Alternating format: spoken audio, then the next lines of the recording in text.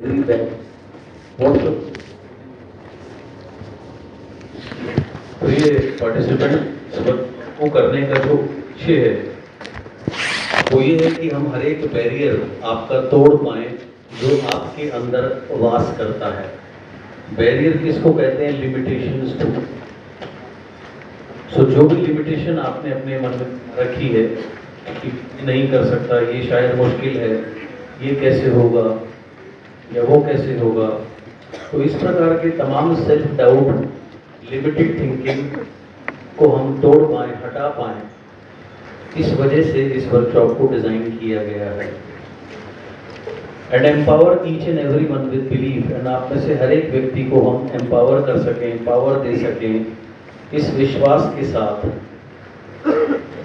That you are born to be super rich, कि आपका जन्म हुआ है सुपर रिच और सुपर सक्सेसफुल और हेल्थी रहने के लिए। सो ये पर्पस है इस वर्कशॉप को आयोजित करने का या इस कोर्स को डिजाइन करने का, और इसी अपने उद्देश्य के ऊपर में हम 3 दिन कार्य करेंगे।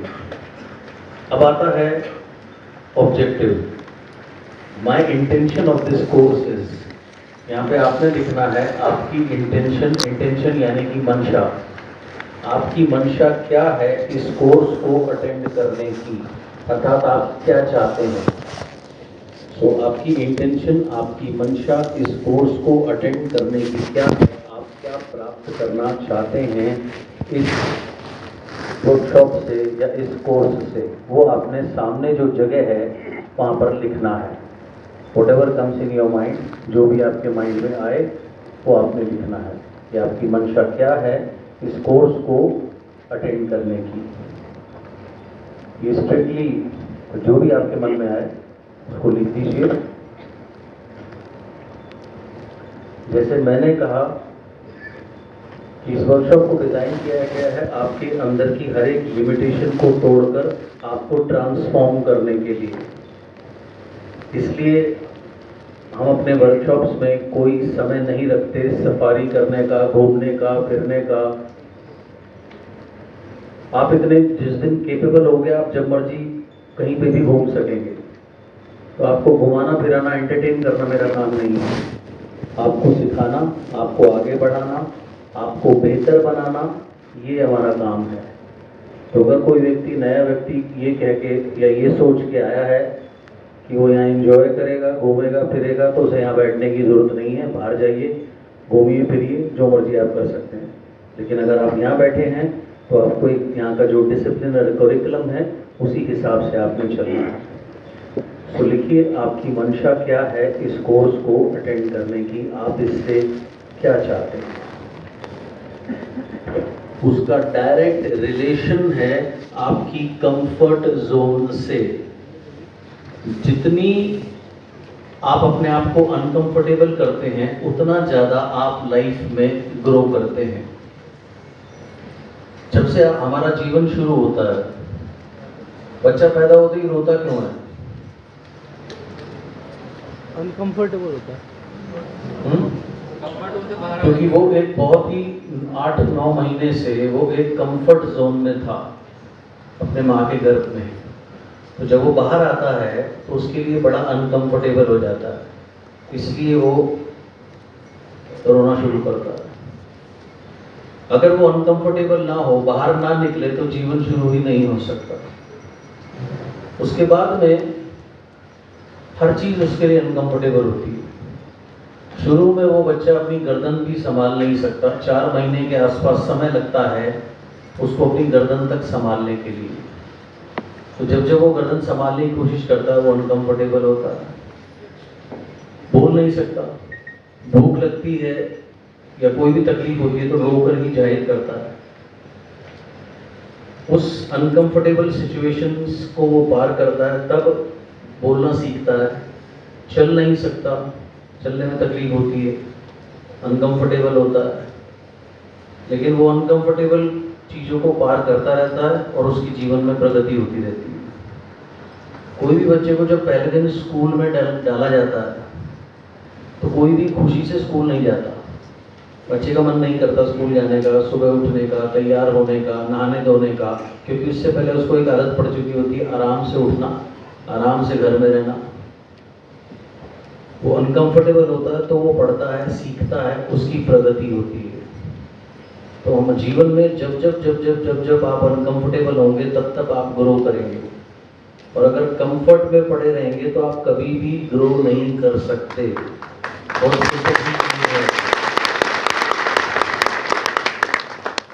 आप देखिए, एक कोई व्यक्ति है जो रोज व्यायाम करता है, अब जब वो व्यायाम करता है तो वो एक अनकंफर्टेबल क्रिया है, ठीक है, चाहे वो दौड़ लगाए, चाहे वो जिम करे, कुछ भी करे, लेकिन वो अपने आप को जितना अनकंफर्टेबल करता है उतना ज़्यादा वो बेहतर और फिट होता चला जाता है।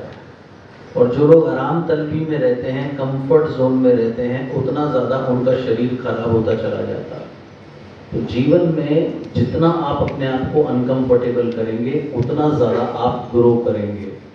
तो अगर इस बिजनेस में आपको ग्रो करना है, आपको अनकंफर्टेबल होकर काम करना है। अनकंफर्टेबल क्या है? एक नया व्यक्ति आता है इस बिजनेस में, शुरू में इस्लाम दिखाना नहीं जानता, तो वो सीखना अनकंफर्टेबल है, लेकिन वो सीखे बिना तरक्की संभव नहीं है।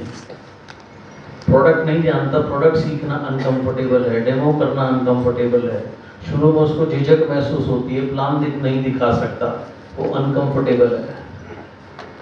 लेकिन वो उसी काम को अगर अनकंफर्टेबल रहते हुए करता रहता है तो धीरे धीरे उसकी सक्सेस की जो जोन है, वेल्थ की जो जोन है, वो बढ़ने लगती है। और बहुत से लोग ये काम नहीं करते क्योंकि वो अनकंफर्टेबल है करना, इसलिए वो कभी भी ग्रो नहीं करते।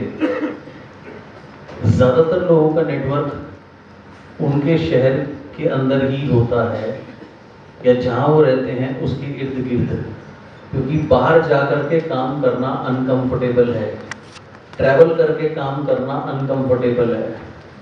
तो जो व्यक्ति अपने आप को जितना ज़्यादा अनकंफर्टेबल करता है वो उतनी ज़्यादा सक्सेस को प्राप्त करता है।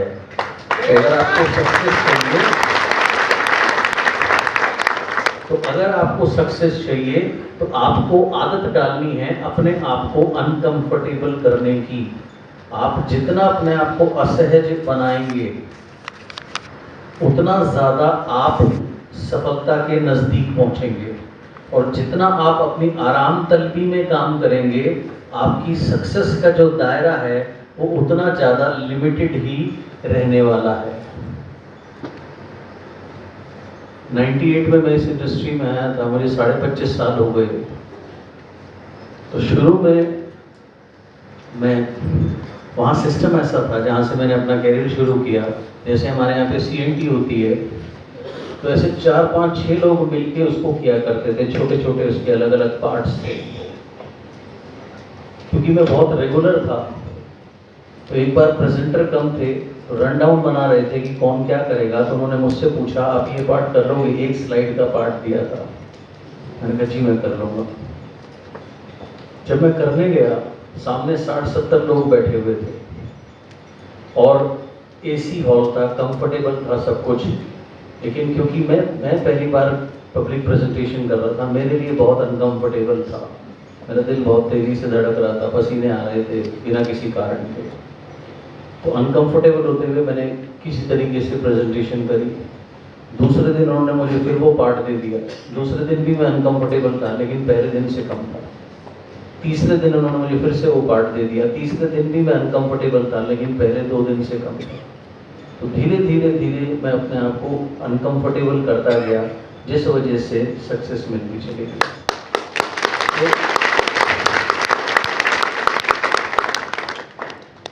बहुत से लोग आते हैं इस टाइप की वर्कशॉप में, उनका फोकस कहाँ रहता है? खाने के ऊपर, सोने के ऊपर, फालतू चीज़ों के ऊपर। खाना खाते हुए तो इतने साल हो गए, उससे क्या जीवन बदला? अगर एक दिन थोड़ा कम खा लोगे, नहीं भी खाओगे, क्या फर्क पड़ता है? तो जितना अपने आप को आप अनकंफर्टेबल रखकर काम करोगे उतना आपका सक्सेस का जोन बढ़ने वाला है, और जितना आप अपनी आराम तलबी में रहकर काम करोगे उतनी आपकी सक्सेस की जो जोन है उतनी कम होने वाली है। सो सो आपके ऊपर निर्भर करता है आप कितना ज़्यादा अपने आप को अनकंफर्टेबल करते हैं। आप जितना अनकंफर्टेबल होकर अपने आप को काम में डालेंगे उतनी आपकी प्रगति होनी शुरू हो जाएगी और धीरे धीरे धीरे फिर ये हैबिट बन जाती है। सो आपकी जो वेल्थ जोन है उसका डायरेक्ट रिलेशन है आपकी कंफर्ट जोन से। आप शुरू के 4 साल 5 साल 6 साल तपस्या का समय होता है, बल्कि मेरा तो ये मानना है कि तपस्या कभी खत्म नहीं होती, राइट? हमेशा जब तक लाइफ में चलती रहती है। आप जितना अपने आप को मुश्किल दौर में ढालते हैं या उसमें काम करना सीखते हैं उतना ज़्यादा आपको सफलता मिलती है। और बहुत से लोग होते हैं जो अपने ही घर के आसपास काम करते हैं, वो लोग कभी भी ज़्यादा कामयाब नहीं पाते। सो लगातार आपको नई नई चीज़ें सीखनी है, अप्लाई करनी है। कोई भी नई चीज़ सीखना अनकंफर्टेबल होता है, आसान नहीं होता, लेकिन धीरे धीरे अगर आप अपने माइंड को ट्यून कर दें कि मैं अनकंफर्टेबल होकर काम करूंगा तो ऑटोमेटिकली आपकी सक्सेस की जोन, आपकी वेल्थ जोन बढ़ने लग जाएगी। और जितना ज़्यादा आप आराम तलबी में रहकर काम करेंगे, अपनी सुविधा अनुसार काम करेंगे, सुविधा नहीं देखनी, जो जरूरी है वो करना है। तो जितना आप अपनी सुविधा अनुसार काम करेंगे उतनी आपकी सफलता उतनी कम होने वाली है, ठीक है ना? कोई भी व्यक्ति माँ के पेट से कुछ सीख कर नहीं आता। अगर आप में लगन है तो आप कुछ भी सीख सकते हो। कुछ ही लोग क्यों सीखते हैं?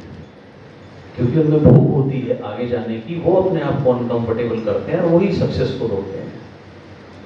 और नॉर्मल व्यक्ति में क्योंकि आगे जाने की भूख नहीं होती, इस वजह से वो अपने आप को अनकंफर्टेबल नहीं करते, एक सीमित दायरे में काम करते हैं, सीमित सोच के साथ काम करते हैं और सीमित ही सफलता उनको मिलती है।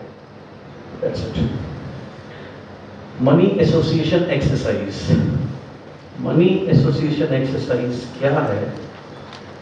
यहाँ पर आपने लिखना है जो भी आपकी बुद्धि में आए बात, जो भी आपका दिमाग में जो भी पहली बात आए, ज़्यादा सोचे समझे वो लिखना है। मनी इज डैश, पैसा क्या है? एक शब्द में, राइट? एक या दो शब्द में। उसके बाद फिर से मनी इज क्या, मनी क्या है? नंबर 2। नंबर 3 भी सेम लिखना है, मनी इज व्हाट, आपके अनुसार पैसा क्या है? तो जो भी आपके दिमाग में शब्द आए आपने उसको यहाँ पर लिखना है। You to write it down. So पहले ये कर लीजिए, फिर आगे चलते हैं। तो ज़्यादा मत सोचिए, जो भी माइंड में आए एक या दो शब्द में जो भी अंदर से आवाज आए लिख दीजिए। मनी इज व्हाट, आपकी सोच के अनुसार।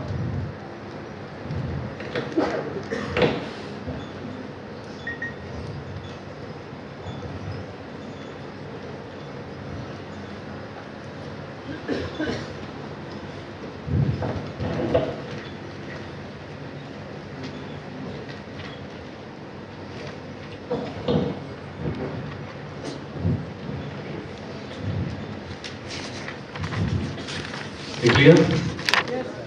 लिख लिया? Yes sir. बढ़िया।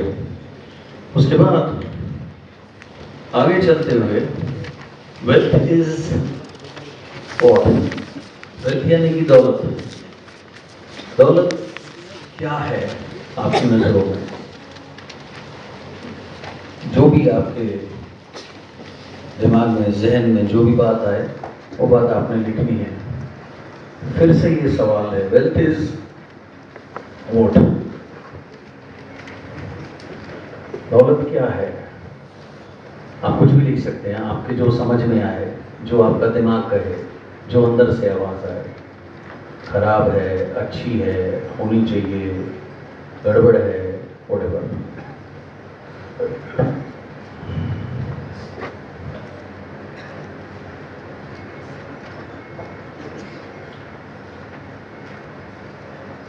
जो ज़्यादा सोचना नहीं, जो अंदर से पहली आवाज़ निकले वो लिख लीजिए। छठा, रिच पीपल आर, अमीर लोग आपके अनुसार क्या होते हैं?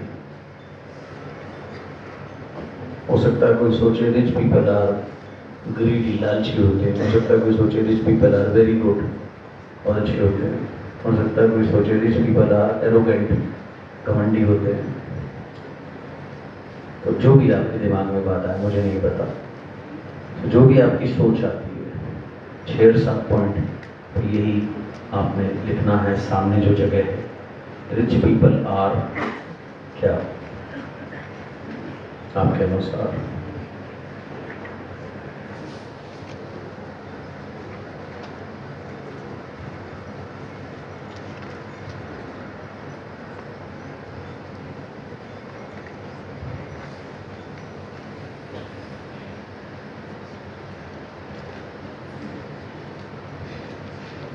इधर उधर मत देखिए, अपनी अपनी वर्कबुक पे फोकस करिए। Rich people are what? अमीर लोग क्या होते हैं आपकी सोच के अनुसार?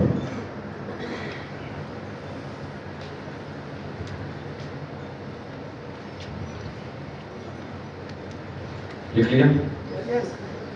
आठवां point, the reasons I can't or may not become extremely wealthy are, वो कारण जिसकी वजह से मैं बहुत कामयाब या बहुत अमीर ना बन पाऊं, वो क्या हो सकते हैं?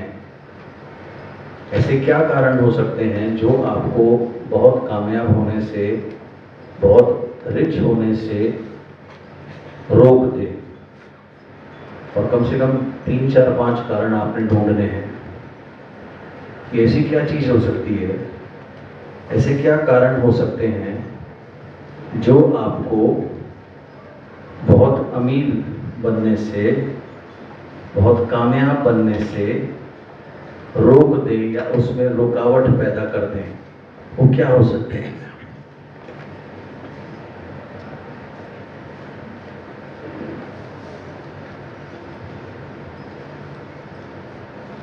सोचिए, फटाफट लिखिए।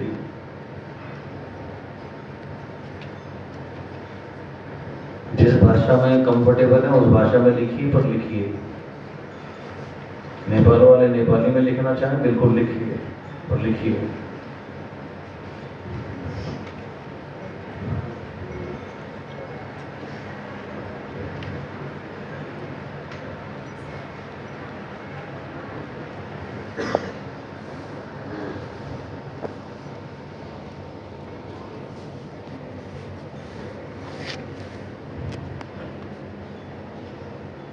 चार से 5 कारण जो आपको रोक दें कामयाब होने से, बहुत रिच होने से।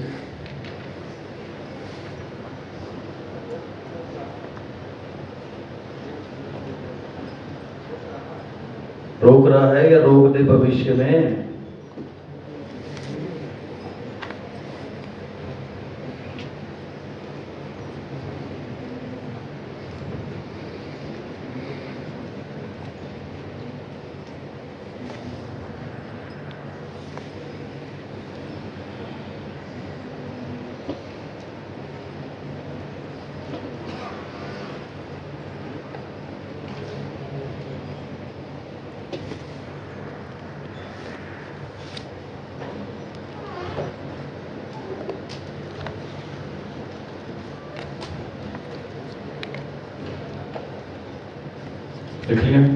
Yes, sir. No. Some of the possible negatives about being rich or going through the process of trying to get rich are, कुछ संभावनाएं कि क्या नेगेटिव बात है या खराब बात है अमीर होने में, या अमीर बनने के प्रोसेस में क्या खराब या नेगेटिव बात हो सकती है। जैसे कोई व्यक्ति सोच सकते हैं अगर मैं बहुत पैसे कमाऊंगा तो सारे लोग मेरे से ही पैसे मांगने लगेंगे, सारे रिश्तेदार मेरे पास आया करेंगे, मुझे इतना सारा टैक्स देना पड़ेगा, जिम्मेदारी बहुत ज़्यादा बढ़ जाएगी, टेंशन बढ़ जाएगी, हो सकता है मेरे पास बहुत सारे पैसे हों, इस वजह से मेरा परिवार असुरक्षित हो जाए, यानी कि कोई कुछ उन्हें कर ना दे।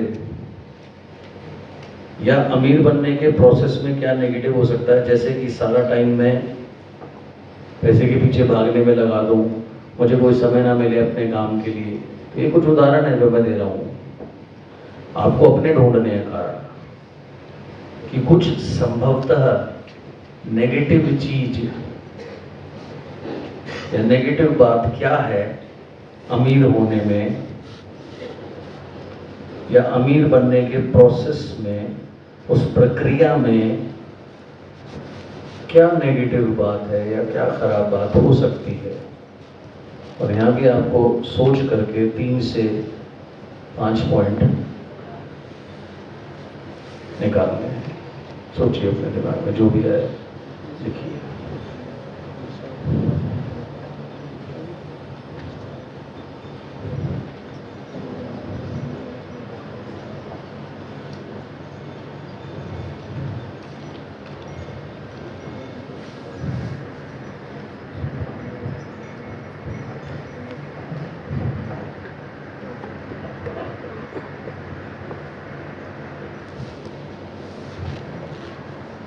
दिमाग पे जोर दीजिए, कलम चलाइए, दिमाग पे जोर दीजिए, कलम चलाइए, दैट्स इट।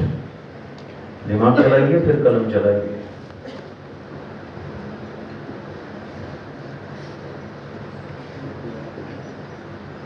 लिख लिया मैंने? लिख लिया आपने? आपसे पूछ रहा हूं, जवान है मुंह में तो मैं पूछ रहा हूं, आपने लिख लिया जी? 3-4 वर्ड लिख दिए हैं? इसमें आना क्या है? लिखना नहीं आता? कम आता है तो कम लिखिए, पर लिखिए। अगेन अभी आपको समझाया, अनकंफर्टेबल होइए। कम आता है ना, कम लिखो, जैसा आता है वैसा लिखो, पर लिखो, खाली मत बैठना।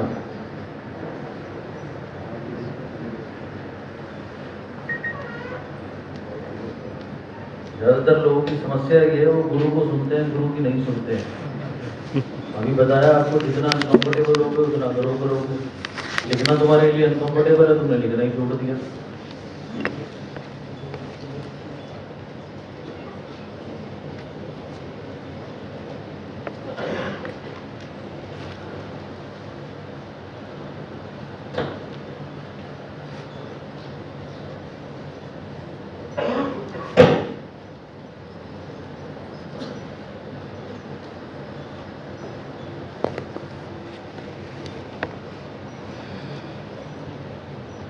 ठीक है?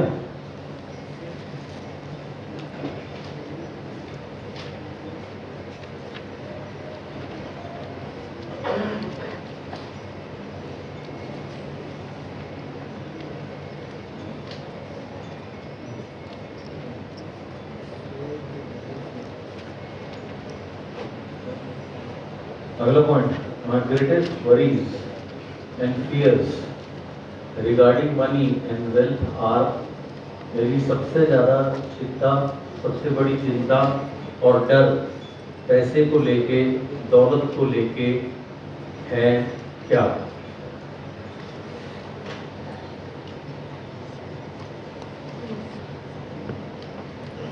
जैसे अगर मैं पैसे कमाऊं तो कहीं वो डूब ना जाए, इन्वेस्टमेंट से बहुत लोगों को डर लगता है, नुकसान ना हो जाए। जो भी पैसे को लेके, दौलत को लेके आपकी सबसे बड़ी चिंता और डर क्या है?